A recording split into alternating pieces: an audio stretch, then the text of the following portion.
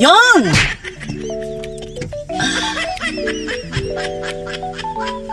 Yon, magandang araw mga kahunta. By dito na nga, panibagong araw na naman po natin pakikibaka. Kamusta naman ang ating mga kalulita dyan, ang mga tapal sa noo?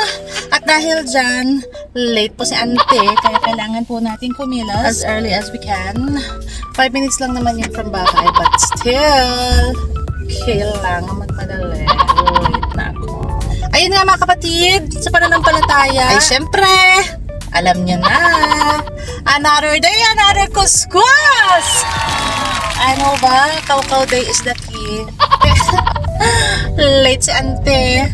Kaya chika tayo to later. Mega gora tayo sa ating first client of the day. At dahil dyan, puyot pa more. 5 minutes lang naman yun away from Balor. So, kaya ng paspasin. Nothing's changed. So dahil dyan, chika tayo later mga ante. At dahil ako yung huli na, as usual. Hoy, ngayon lang are ha! Baka kayo mga ebas-ebas dyan. Ngayon lang are. Gawa ako yung late ng gising. Sas! Sas! Wala naman nagbago ante. Ciao! Nandito na kita sa ating pang 5 na nating itutumba for today's video. Ano naman hindi thunders? Ano naman youthful glow? I mean 27 years old si Ante. Shower assistants din ang ganap na re. Nakatira sila sa isang building, apartment, hindi siya bahay. Ang eksena naman ng batang are, bata pa ha, 27. Na car accident are 3 years ago. So, she's experiencing, ano ba yun? Sige, type ko na lang dyan, pakibasa. Kasi medyo mahirap siya i-pronounce eh. In short, she's experiencing parang chronic pain all over the body. Naka-wheelchair si auntie. Kailangan niya ng shower assistance. Matang yan din. Alam mo na yung mga bata din kasi ngayon, mga Gen Z na po eh. Dami ding mga ganap sa buhay. Ayun may pinagdadaanan ding mga depression, may suicidal attempt siya in the past. Hindi siya makatayo talaga mag-isa kasi parang nagsishake yung legs niya. So balance ang problema niya kaya fall risk siya, so hindi siya pwedeng maligo mag-isa. Ayun, so mamaya na lang ulit, babu! Yo, nakatapos na po tayo kay Beyonce News. And as I've said, shower assistance lang si auntie. And dahil bagets siya, marami siyang ritual sa banyo dahil alam mo na pag mga thunder sa mga liguan, mabilisan lang yun. So tama lang yan. Shampoo, body wash, that's it. Then rinse. Ito madami syempre yung ritual. May pa-fess, ang hair, ang soap, ang kung anek-anek, moisturizer. Tapos dahil meron siyang hikaw sa kilay, meron pa siyang separate na panglinis doon. I-spray mo din habang ano. Tapos, dahil kakiputan, at Diyos ko po, maayos yung bahay nila, in short, maayos naman yung bahay nila. Ang lagi ko lang talagang eksena naman din yung kasikip. Ang figura ng batang ari, mga Romo Rodriguez. Ganun. So, imaginein mo na kung paano kaming nagsisiksikan doon sa CR. Gamit pa namin yung folding walker niya para makatayo siya papunta sa shower from wheelchair to shower. Take the next right onto McLeod Road, Regional Road 49.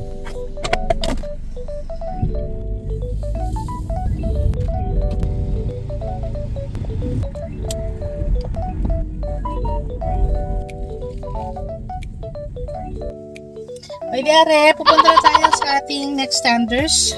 Si Gladys Guevara ito. Dahil supper time na, so sasegue tayo na meal prep sa kanya. Sponge bath. Yan ang mga gagawin natin sa kanya for today's video. Para dana siya for the day. Bali mag-isa lang dito si auntie ha. Ang anak niya bumibisita lang para kuhanin ng kanyang laundry, ipag-grocery siya. Gayaan din sa Canada ang mga thunders living alone sa mga ang bahay na nabili nila nung araw. Dahil syempre, di ba, hindi pinapractice naman dito independence. Pagpatak mo ng 18, di dapat ikaw i-escape na sa Balor. You're on your own. Kasi mga magulang mo na sa mga bahay-bahay lang nila. Di syempre, usual, alam nyo na yung mga kwentong ibang-iba sa atin. Sa atin na yung mga thunders, ikapisa natin sa bahay. Pero sila nandito sila on their own. So, si auntie is left with the hands of the caregivers, nurses. Yan. Pag once in a while bumibisita ang anak niyan, hindi ko pa naman namit. Nagpansit! Basta naisip, basta pakain, pansit agad eh. Nagpapakain sila, so Chinese food minsan, ganyan. Hindi sila syempre pa pizza party at mga tanners din ang kakain. So, ayun lang. So, see you for later.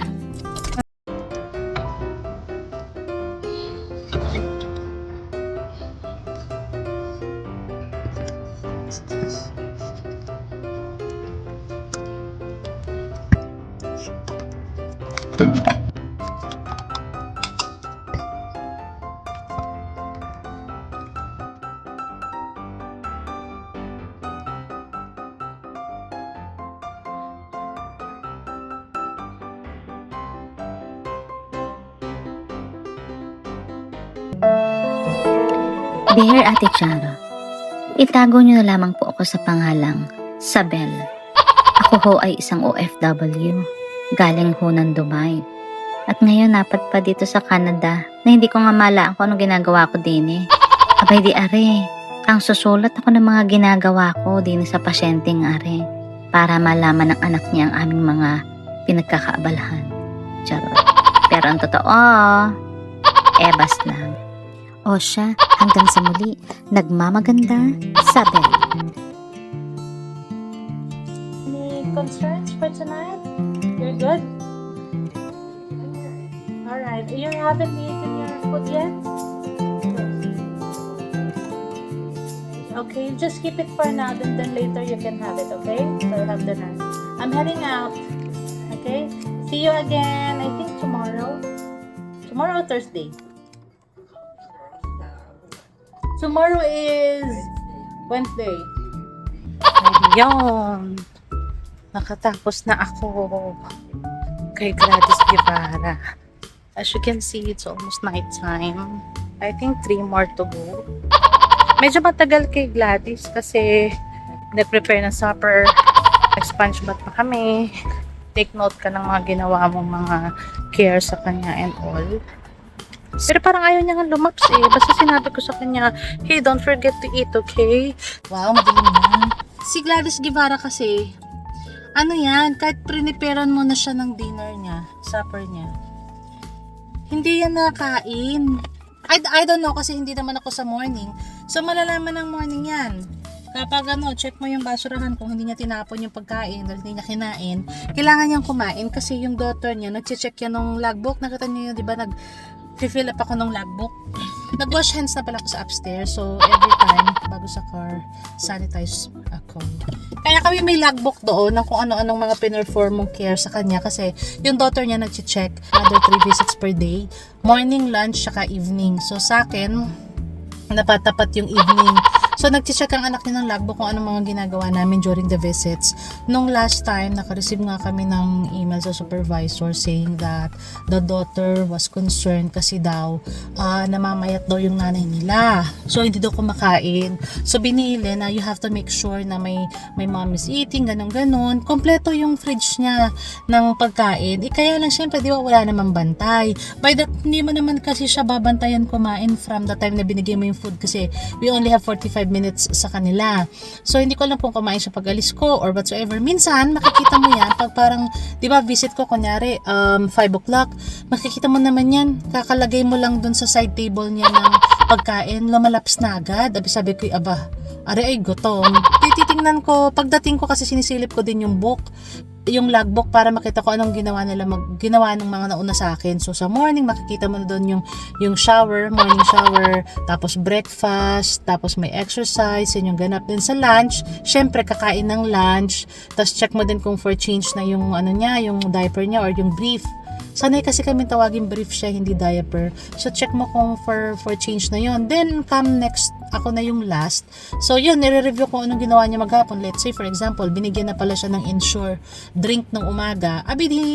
Minsan tatanungin ko siya kung gusto niya. Minsan naman, baka bet niya kasi nga hindi mga sure kung kakain, diba? At least, dagdag supplement yan kasi nga, mega reklamo ang kanyang daughter na pumapayat ang kanyang ina. So talagang bilin-bilin na make sure that she eats. By the way, si Gladys Guevara ay may dementia. So kung hindi mo ilalagay yung pagkain in front of her, hindi niya may isip na kailangan niyang kumain dahil gutom siya. So yun, minsan halo-halo, minsan nga 'di ba sabi ko nga, kakalagay mo pa lang ng food niya, kumakain na siya agad. So sabihin gutom na gutom. Like ngayon, yung ganap niya, parang hindi naman siya masyadong na-excite nung nilagay ko yung food niya doon. By the way, ano yun?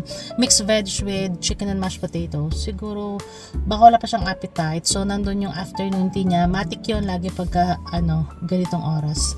At dahil dyan, so that's all for Gladys. And it's almost night time. Medyo madilim na rin mag-video. 3 pa yata ako. Hello, good evening. How are you? Okay, great. I'm just calling to check. By any chance, will you be up ready for your shower tonight, or you prefer around 7 or 7:30? Oh, okay. So I can pass by around this time. Okay, about 5 minutes. I'll be there. Thank you. See you. Okay, bye. Shower for tonight kasi yung client din na ng around ng 7 o'clock ko ay hindi man medyo malayo, pero alam kong gawi siya doon. Siguro mga 9 minutes drive from dito. 9 to 12 minutes drive. So, uunahin ko na muna yung nasa paligid. Alam mo yan, para maitawid ko na at maitumba at na matapos. So, bali yun lang for the later today. Just in case, wala na po tayong ganap. Ay, sa labas pala. At yun na nga po, just in case po ako hindi na makapagpaalam for latest video, gumawa na po ako nitong aking outro. Outro vlogger. Gumawa na po ako ng outro para magpaalam at magpasalamat sa inyo mga nanonood. And again, kung mga nakaka-relate po kayo sa caregiver experiences ko dito as a community worker, feel free to leave your comments and paki-like na rin po at subscribe yung channel. Yun, para po makatuloy din tayo sa ating huntahan on my daily ganap. At syempre, thank you po sa lahat ng mga nanonood. Syempre, kailangan mabait tayo.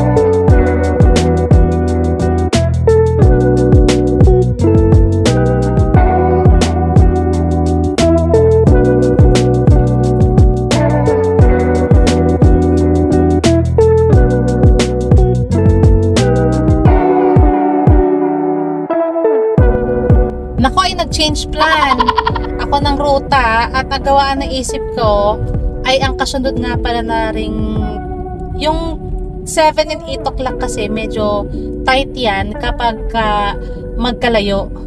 Kasi you'll never know, you anticipate the travel time. Though makakarating ka naman in time at wala naman traffic dito sa Niagara. Ay di kanya nga lang syempre, yung diskarte mo din kasi para hindi ako pabalik-balik. Ito kasing client na ito sa Chippewa. Medyo ang biyahehin siya para mga 10 minutes. Kumbaga ari ay medyo sabihin mo ng Bukirin Fields. Ganon. So imaginein mo kapag may mga Bukirin Fields kang visit, wag ka nang magandang magpagabi. Diba? Kung siya'y masisingit mo na din ng about this time, ay isingit na at nang ayaw ko nga ng gabi din Yun lang. Yun namang si shower assistants na tinawagan ko, hindi naman yung time specific. Basta wag lang maaga. Ay di 7 onwards. Which is now, makakarating ako dito ng 7, matatapos ko to ng 7:30. Malapit lang naman. So, kayang itawid. Biyahing Lanatan are. Garne ang biyahehan sa amin diba? Bukirin Fields. Yan, kaya pagkakuan ayoko nagpapagabi din At yun na nga po for today's video. Thank you very much, Energy Level. Again, it's me, Miss Junta, as your home support worker sa community dito sa Niagara Falls, Ontario. And see you for my next vlog. Take care, God bless. Don't forget to like and subscribe and leave your comments. Ciao, babu!